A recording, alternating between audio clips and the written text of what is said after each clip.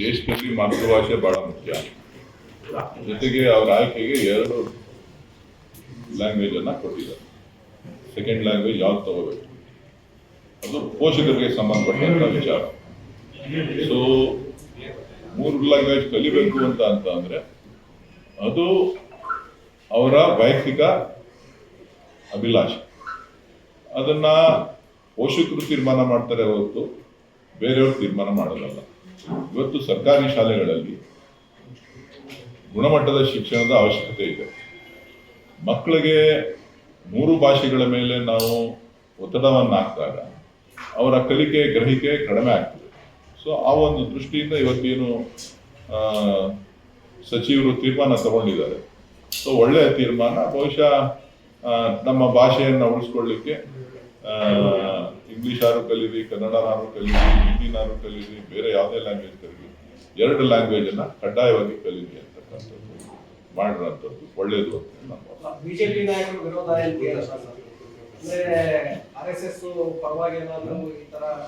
BJP ನಾಯಕರಿಗೆ ಸರ್ಕಾರ ಏನೇ ತೀರ್ಮಾನ ತಗೊಂಡು ವಿರೋಧ ಮಾಡಬೇಕು ಅನ್ನೋದು ಒಂದೇ ಅವರ ಗುರಿ. ಅವರ